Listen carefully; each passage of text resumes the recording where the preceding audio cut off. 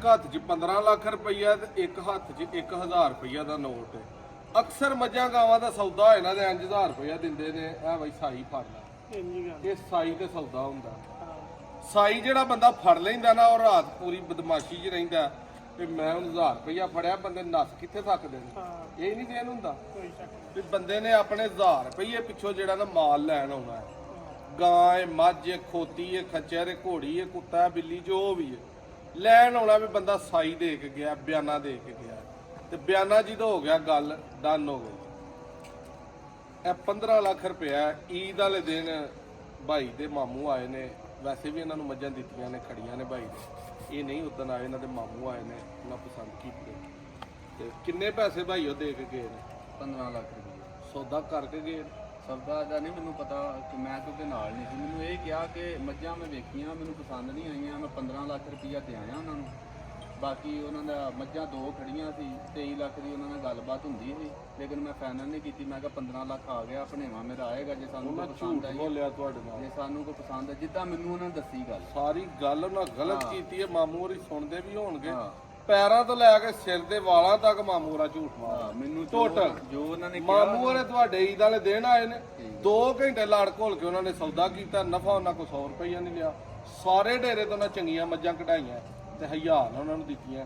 ਵਿੱਚ ਉਹਨਾਂ ਆਖਿਆ ਅਗਲੀ ਮਾਈ ਤੁਸੀਂ ਰੱਖ ਲਓ ਤੇ ਇਹ ਸੌਦਾ 21 ਲੱਖ ਰੁਪਈਏ ਦਾ ਸਾਡਾ ਹੋ ਗਿਆ। ਠੀਕ ਹੈ ਜੋੜੇ ਦਾ। ਕਿਉਂਕਿ ਮੈਂ ਆਇਆ ਤੁਹਾਡੇ ਕੋਲ ਉਸ ਦਿਨ ਅੱਧੇ ਨਹੀਂ, ਜਿੱਦਣ ਮੱਝ ਲੈ ਕੇ ਗਿਆ ਇੱਥੇ ਤੁਹਾਡੇ ਕੋਲ ਰੋਜ਼ਾ ਖੋਲਿਆ ਨਾ ਆਣ ਕੇ, 5ਵੇਂ 6ਵੇਂ ਰੋਜ਼ੇ ਦੀ 15ਵੇਂ ਰੋਜ਼ੇ ਦੀ ਮਾਈ ਗੱਲ ਲੈ ਗਏ ਹੋ ਤੁਸੀਂ। ਮੱਝ ਮੈਂ ਤੁਹਾਡੇ ਨਾਲ ਗੱਲ ਕੀਤੀ, ਅੱਧੇ ਘੰਟੇ 15 ਮਿੰਟ ਹੀ ਤੁਹਾਡਾ ਸੌਦਾ ਕੀਤਾ, ਤੁਹਾਨੂੰ 7.5 ਲੱਖ ਦੀ ਮੱਝ ਲੈ ਕੇ ਗਿਆ। ਮਾਮੂ ਨੂੰ ਕੀ ਹੋਇਆ ਇਹ ਗੱਲ ਦੱਸੋ। ਮਾਮੂ ਦਾ ਮੈਨੂੰ ਨਹੀਂ ਪਤਾ, ਕਿਉਂਕਿ ਮੈਨੂੰ ਤਾਂ ਨੇ ਕਿਹਾ ਸੀ ਕਿ ਮੈਂ ਯਾਰ ਭਣੇਵਿਆਂ ਉੱਥੇ ਮੱਝਾਂ ਵੇਖੀਆਂ, ਮੈਨੂੰ ਪਸੰਦ ਨਹੀਂ ਆਈਆਂ, ਮੈਂ ਉਹਨੂੰ 15 ਲੱਖ ਰੁਪਈਆ ਦੇ ਆਇਆ ਵਾਂ ਤੇ ਮੈਂ ਉਹਨੂੰ ਕਹੀ ਜੇ ਭਣੇਵਾ ਮੇਰਾ ਆਏਗਾ, ਜੇ ਪਸੰਦ ਆਉਣਗੀਆਂ ਤੇ ਉਹ ਗਾਵਾਂ ਜਾਂ ਮੱਝਾਂ ਲੈ ਲਾਂਗਾ, ਤੇ ਨਾ ਹੋਇਆ ਤੇ ਉਹ ਆਪੇ ਵੇਖ ਕੇ ਆਣ ਕੇ ਧਰਨਾ ਕਰ ਲੇਗਾ। ਮੈਂ ਫਿਰ ਤੁਸੀਂ ਆਏ, ਮੈਂ ਆਇਆ ਇੱਥੇ ਤੋਂ ਉਸ ਦਿਨ ਮੱਝਾਂ ਗਾਵਾਂ ਕੋਈ ਨਹੀਂ ਸੀ।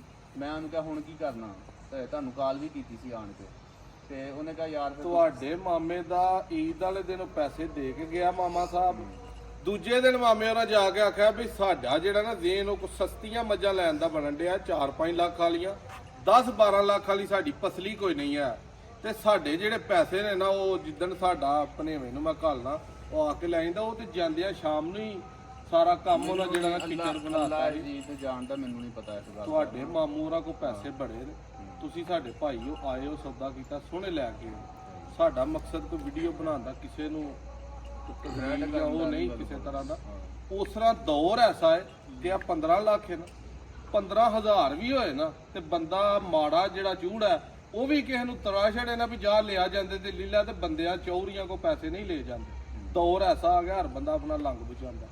ਤੁਹਾਡੇ ਉਦੋਂ ਹੀ ਮਾਮੂ ਨੂੰ ਮੈਸੇਜ ਕੀਤਾ ਵੀ ਭਾਈ ਇਹ 15 ਤੁਹਾਡੀ ਮਾਨਤ ਬਾਰੇ ਆ ਗਿਆ, ਜਿੱਦਣ ਵਾਪਸ ਉਹਨੇ ਆ ਕੇ ਆਪਣੇ ਪੈਸੇ ਲੈ ਗਏ। ਇਹ ਤੇ 15 ਲੱਖ ਹੈ, 15 ਕਰੋੜ ਵੀ ਹੁੰਦਾ ਤੇ ਅੱਲਾ ਜੋ ਗੰਨਾ ਇਹ ਵਾਪਸ ਕਰਨਾ। ਭਾਈਆ ਅਸੀਂ ਪਹਿਲੀ ਦਫਾ ਆਏ ਮੈਂ 1000 ਆਖਿਆ ਬੰਦਿਆਂ ਨੂੰ, 1000 ਦਿੱਤਾ ਹੈ ਨਾ, ਇੱਕ ਨੋਟ ਪਾਟਾ ਕਹਿੰਦੇ ਨੇ 1000 ਦੇ ਕੇ ਗਿਆ, ਨਗੱਲਾ ਨਾ ਹੋ ਆਪਣਾ ਆ ਕੇ ਤੇ ਮਾਲ ਖੜ ਇੱਥੋਂ ਖੋਲ, ਤੇ 15 ਨਾਲ ਮਾਮੂ ਹੋਰਾਂ ਡਨ ਕੀਤਾ। ਸਾਡਾ ਉਹਨਾਂ ਨਾਲ ਭਰਾਵਾਂ ਵਾਲਾ ਹਿਸਾਬ ਉਹ ਕੋਈ ਇਸ਼ੂ ਨਹੀਂ ਕਿਸੇ ਤਰ੍ਹਾਂ ਦਾ ਵੀ।